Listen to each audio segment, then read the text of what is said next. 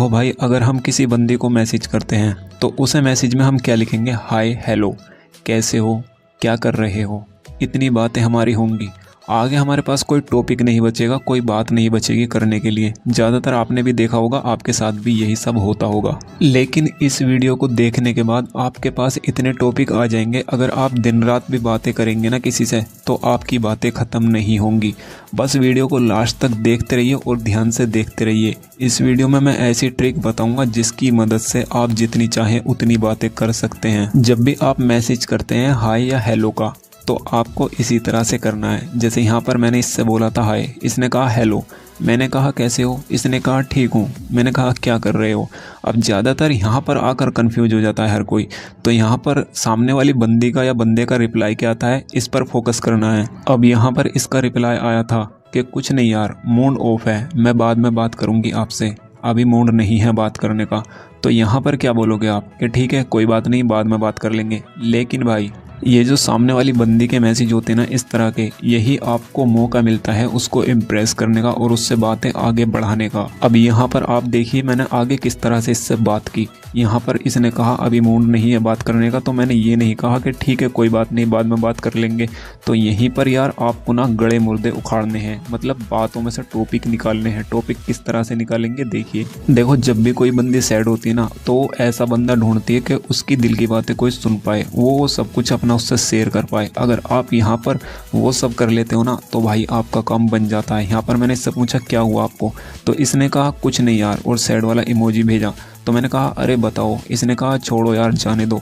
तो यहाँ पर इसने बताया नहीं, तो यहीं पर आपको छोड़ना नहीं है, मतलब यहाँ पर आपको फोर्स करना है, उससे पूछना है। 2-4 बार मना करेगी, लेकिन उसके साथ क्या हुआ है वो आपको ज़रूर बताएगी। ज़रूरी नहीं कि यही टॉपिक आए कि मेरा मूड ऑफ है, कोई भी टॉपिक आ सकता है। लेकिन मैं आपको सिर्फ तरीका ये बता रहा हूँ, मैं कहना ये चाहता हूँ कि उसकी बातों में से टॉपिक निकालो। मतलब आप इतने इंटेलिजेंट तो हो गए यार, कभी भी अगर बंदी सामने वाली परेशान है ना, तो उसे अकेला नहीं छोड़ना है। उसी वक्त में आपको उससे बात करनी है और बातों में से उसके मतलब टॉपिक ढूंढने हैं। अब मैंने यहाँ पर कहा, इसने कहा अरे छोड़ो जाने दो, मैंने कहा अरे बताओगे नहीं तो पता कैसे चलेगा। तो फिर इसने सैड वाला इमोजी सेंड किया और यहाँ पर कहा यार सुबह सुबह मॉम ने डांट दिया।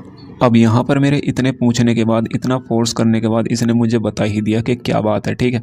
तो यहीं पर आपको मतलब उसकी बातें सुननी है, ये नहीं कि आप अपनी रट लगाए हो, वो अपनी बातें करना चाहती है, तो ऐसे तो वो आपको मतलब बोरिंग बंदा मानेगी और आपसे बात भी नहीं करेगी। तो ये चीज़ आपको नहीं करनी है कि आप किसी से बात कर रहे हैं तो आप अपनी अपनी दांग रहे हैं, तो ऐसा नहीं करना है, ठीक है। उसकी सुननी है, वो सामने मतलब क्या चाहती है, ठीक है। तो आपको उसकी बातों में से टॉपिक पे टॉपिक निकालने हैं और बातों को आगे बढ़ाने की कोशिश करनी है। कभी भी वो सामने वाली बंदी अगर ये बोल रही है ना कि बाद में बात करती हूँ, अगर उसको काम है तो आप बोल सकते हैं कि ठीक है। लेकिन अगर वो उदास है या कोई प्रॉब्लम है ना, तो आपको उसे जाने नहीं देना है। वो आप उससे फोर्स करोगे तो वो आपको बता ही देगी, ठीक है। फिर आगे हमारी बात क्या होती है देखिए। जब इसने कहा कि सुबह मॉम ने डांट दिया, तो मैंने पूछा क्यों, तो इसने कहा बोलती हैं सारा टाइम मोबाइल में लगी रहती है, काम कुछ करती नहीं, रात को जल्दी सोया कर, इससे मिस्टेक हो गई यहाँ पर टाइपिंग करने में।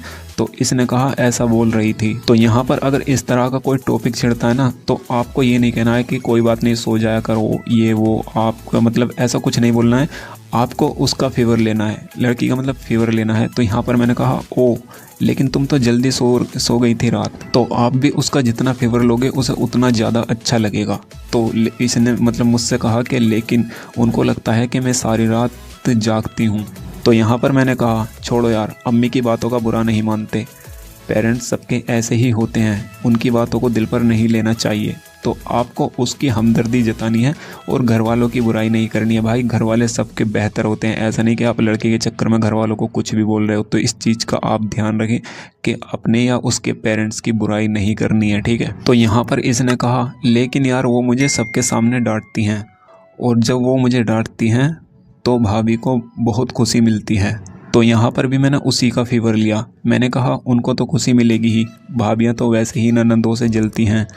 अगर तुम सैड रहोगी उनको और ज़्यादा खुशी मिलेगी। तुम डांट का बुरा मत मानो और खुश रहो।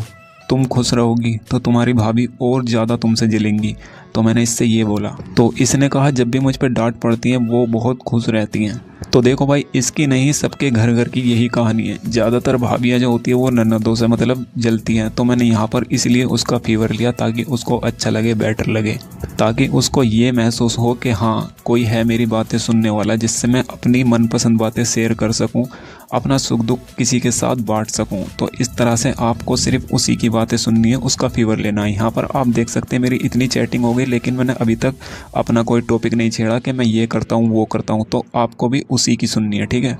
और मैंने इससे कहा तो तुम सैड होकर उनको खुश होने का मौका ही मत दो। तो इसने कहा कि हाँ सही बोल रहे हो आप।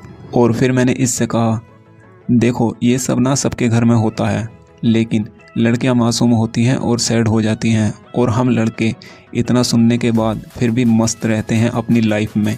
तो यहाँ पर देख सकते हैं मैंने इस मैसेज में इसकी तारीफ़ भी कर दी कि लड़कियां मासूम होती हैं, तो ये और ज़्यादा मतलब इम्प्रेस होगी। तो इसने और मैंने कहा ऐसा नहीं है कि हमें बुरा नहीं लगता, हमें भी बुरा लगता है, लेकिन अगर फैमिली की ही बातों का बुरा मानेंगे तो बाहर के लोग हम पर हावी होंगे।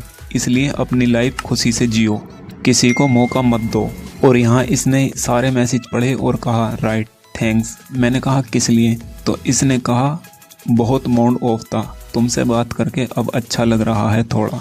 तो यहाँ पर आप उसका फेवर लेंगे, उसकी बातें सुनेंगे, तो यहाँ पर उसको ऑटोमेटिक ही अच्छा लगेगा। तो मैंने कहा, और इसने सैड वाला इमोजी सेंड किया अपने मैसेज के आगे। तो मैंने कहा तो सैड क्यों हो, स्माइल करो जल्दी। इसने फिर से ये सैड वाला इमोजी सेंड किया। मैंने कहा ये कैसे स्माइल है, ठीक से करो। तो इसने अच्छा वाला इमोजी मतलब अच्छे वाली स्माइल सेंड की। मैंने कहा वेरी गुड। और कोई कुछ भी बोले बुरा मत माना करो फैमिली की बातों का। इसने कहा कि ठीक है, तुम क्या कर रहे हो?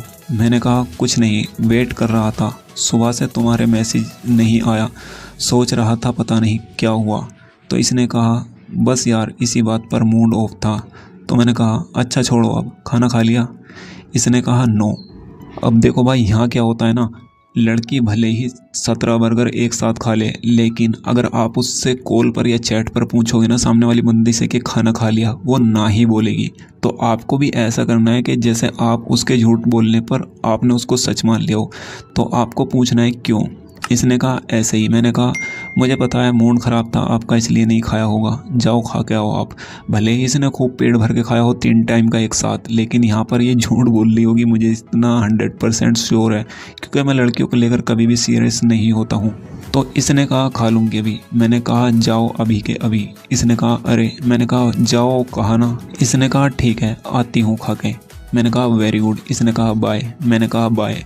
तो यहाँ पर इतनी चैटिंग हमारी हुई थी। तो यहाँ पर आपको भी इसी तरह से करना है। अगर आप चाहते हैं कि आपके टॉपिक में से टॉपिक निकलते रहें या आपसे कोई लड़की इम्प्रेस हो जाए, तो आपको अपनी टांग नहीं अड़ानी है बीच में कि हम ये करते हैं वो करते हैं। आपको उसकी सुननी है, उसका फेवर लेना है। इस तरह से आप बात करेंगे तो आपकी जितनी चाहे उतनी चैटिंग हो सकती है, ठीक है। तो आई होप वीडियो आपकी समझ में आ गई होगी। अगर वीडियो पसंद आई तो इसे लाइक कमेंट करें, चैनल पे नए हैं तो सब्सक्राइब जरूर करें। मिलता हूँ अगली वीडियो में।